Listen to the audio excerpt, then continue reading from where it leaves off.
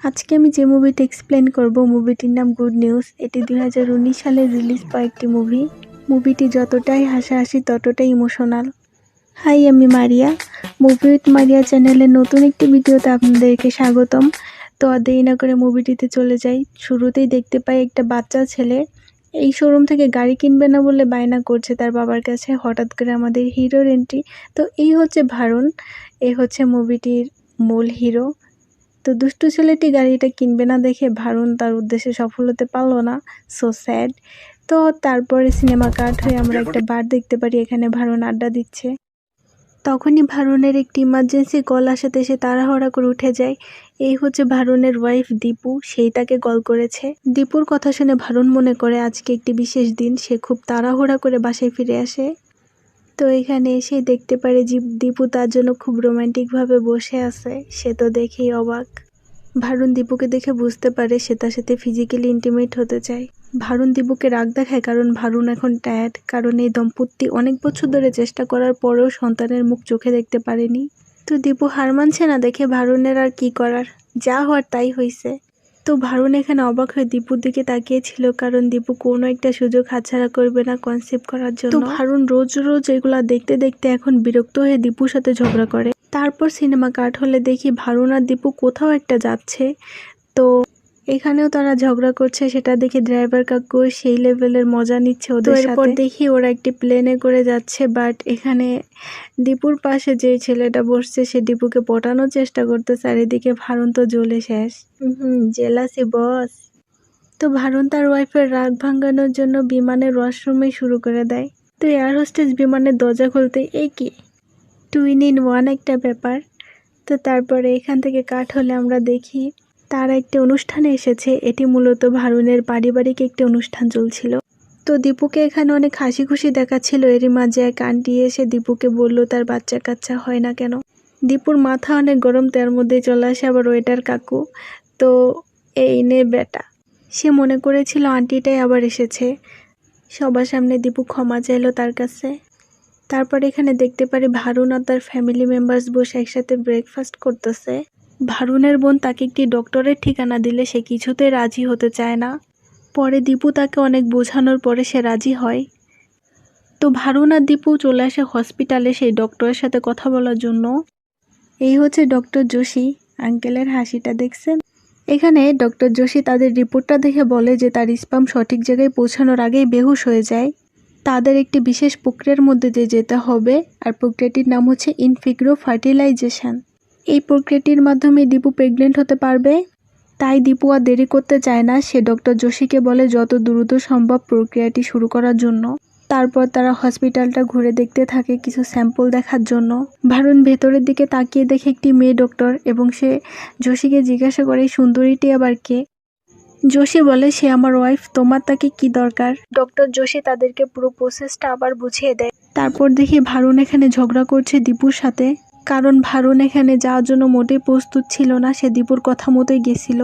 পরের দিন সকালে ভারুন চলে আসে ক্লিনিকে স্যাম্পল জমা দেওয়ার জন্য। এখানে ভারুনের এই কথাটা বলতে প্রচুর লজ্জা লাগতেছে যে সে এখানে স্যাম্পল জমা দিতে এসেছে। তো আশেপাশে বারবার তাকাচ্ছে আর লজ্জা পাচ্ছে। মহিলাটি বিষয়টা বোঝার পরে ভারুনকে একটি কৌটো ধরিয়ে দিয়ে বলে পাশের রুমে গিয়ে অপেক্ষা করার জন্য। এক্সকিউজ মি, ওমা একই, এখানে দেখি বুড়ো দাদু এসেছে। তো দাদুর হাত থেকে কৌটোটা পড়ে গেলে ভারুন উঠিয়ে দিল। কাট হলে দেখি ভারুন এখানে মেন রুমে চলে এসেছে স্যাম্পল দেওয়ার জন্য। তো ভারুন ভেবে পাচ্ছে না সে কি করবে, সে তাই কনফিউজড হয়ে তার বউকে ফোন দিল, কিন্তু দীপু এখানে প্রচুর ব্যস্ত ছিল যার কারণে সে ভারুনকে একদমই সময় দিতে পারলো না। তো দীপু এখানে ভারুনকে মনে করিয়ে দেওয়ার চেষ্টা করতেছে তাদের ফার্স্ট নাইটের কথা। তারপরও ভারুনকে হতাশ দেখালে হঠাৎ করে ভারুনের চোখ পড়ে এই ছবিটির উপর। তো তারপরে যা হওয়ার তাই, ভারুন কনফিডেন্টের সাথে সেই একটি স্টাইল নিয়ে হেঁটে যাচ্ছে। দেখছেন তাকানোর স্টাইল।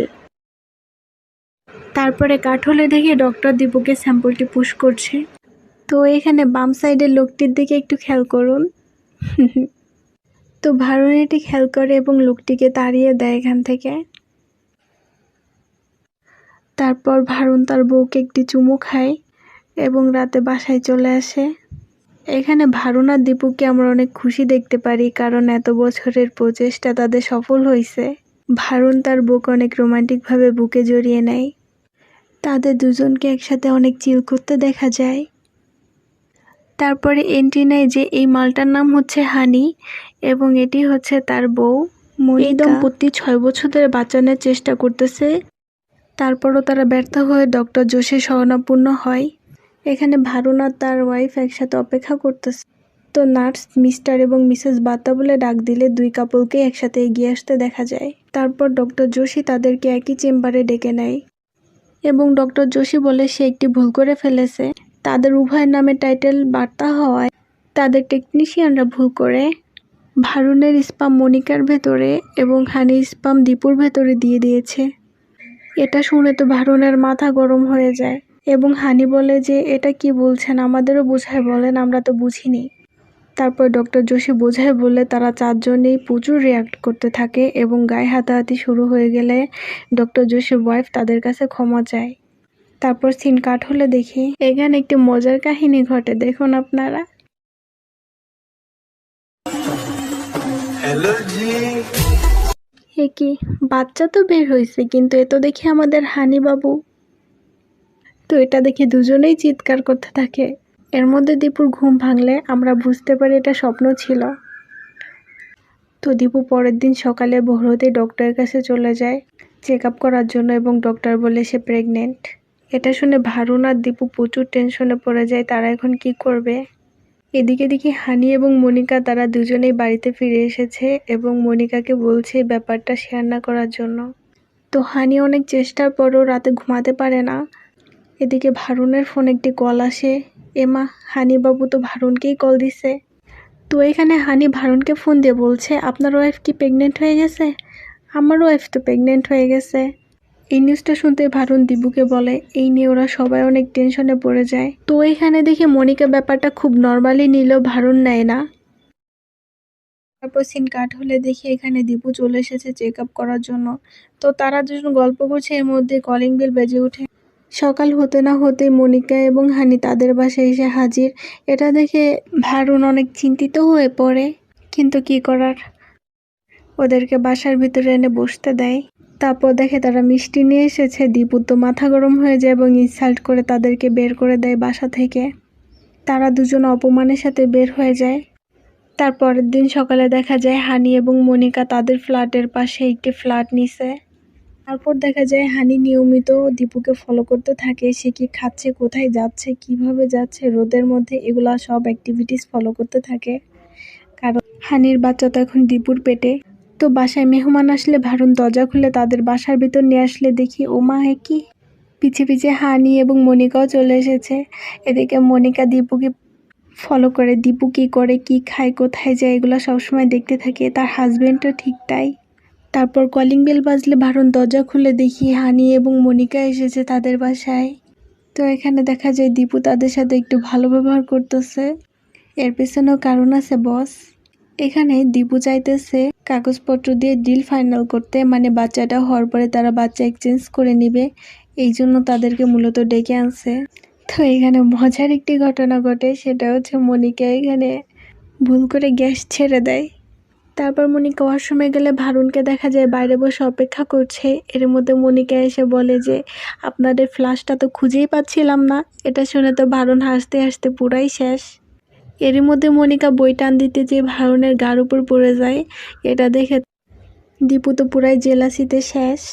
এদিকে দেখুন ভারুনের হাসি দেখে দুজন একসাথে ভারুনের দিকে তাকিয়ে আছে কিভাবে। তো এখানে দীপু তাদেরকে কাগজটি দিলে তারা দুজন বুঝতে পারে তাদেরকে কেন ডাকা হয়েছে। তো তারা কাগজটা ছিঁড়ে এখানে রেখে দুজনেই চলে যায় রাগ করে। তো সিন কাট হলে দেখি দীপু চেক আপ করার জন্য আসছে। এদিকে মনিকা দরজা খুলতে যায়, দেখে দীপু এসেছে তাদের বাসায়। দীপুকে দেখে মনিকা জড়িয়ে ধরে ইমোশনাল হয়ে। তো তারপরে দীপু মনিকাকে বলে যে চলো গোলগাপ্পি খেতে যাই। এখানে মনিকা অনেক ইমোশনাল হয়ে যায়, কারণ মনিকা গোলগাপ্পি খুবই পছন্দ করে। তো আমরা এখানে দেখি ভারুন এবং হানি এখানে আড্ডা দিতে এসেছে এবং তাদের দুজনের মধ্যে ঝগড়া হয়ে যায়, যেটা ম্যানেজার ভালোভাবে নেয় না এবং হানিকে অ্যারেস্ট করতে বলে। তো তারপর ভারুন বাসায় আসলে দীপুর সাথে ঝগড়া হয় ভারুনের। তো মাঝরাতে কলিং বেল বাজছে দেখে দরজা খুলেই ভারুন দেখে এ কি, এ তো মনিকা। আসলে মনিকার এখানে ডেলিভারি পেইন হচ্ছে, যার কারণে ভারুন অনেক দ্রুত কার চালায় তাকে হসপিটালে নিয়ে যাচ্ছে। তো এখানে হসপিটালে আসলে দেখি নার্স ভারুনকে বাচ্চাটার কাছে নিয়ে যাচ্ছে, কারণ বাচ্চাটা এখন অনেক অসুস্থ। বাচ্চাটা বাঁচবে কিনা সেটাই সন্দেহ, যার কারণে ভারুন অনেক ইমোশনাল হয়ে হানিকে জড়ায় ধরে। এদিকে হানি তার ওয়াইফের কাছে আসে তাকে সান্ত্বনা দেওয়ার জন্য। দিন কাঠ হলে দেখি তারা দুজন তাদের বাবুকে দেখতে গেছে। এদিকে এদিকে দীপুকে দেখা যায় মনিকার বাচ্চার জন্য ড্রেস নিয়ে আসতে। এখানে সবাইকে দেখা যায় বাবুকে অনেক আদর করছে এবং সবাইকে অনেক খুশি দেখে এবং তারা হসপিটাল থেকে বেরিয়ে যায়। তো বাসায় আসার পর দেখতে পারি দীপুর ডেলিভারি পেইন উঠছে। তো ভারুন তাড়াহুড়া করতে যায় এবং তার কোমরে প্রচুর ব্যথা পায়। আসলে এটা তার অনেক পুরাতন একটা রোগ। তারা দ্রুত কারে উঠে হসপিটালে যাওয়ার উদ্দেশ্যে রওনা দেয়। তারপরেই দেখা যায় এখানে দীপু যন্ত্রণায় ছটফট করছে এবং ডক্টর জোশী তাকে কোনো পাত্তাই দিচ্ছে না। তো বাবুটা সুন্দরভাবে ডেলিভারি হয়ে যায়। তারপর ভারুন তার বউ এবং বাচ্চার কাছে আসে এবং সবাইকে অনেক হ্যাপি দেখায় এবং মুভিটা এখানেই শেষ হয়ে যায়। তো আমি বিগিনার হয়ে মুভিটি ভালো করে এক্সপ্লেনেশন করার চেষ্টা করেছি। যদি আপনাদের কাছে একটু ভালো লেগে থাকে ভিডিওটি, তাহলে অবশ্যই লাইক কমেন্ট সাবস্ক্রাইব করে দিবেন। ভবিষ্যতে আরো ভালো করার চেষ্টা করব আপনাদের দোয়ায়। তো সবাই ভালো থাকবেন, নিজের খেয়াল রাখবেন।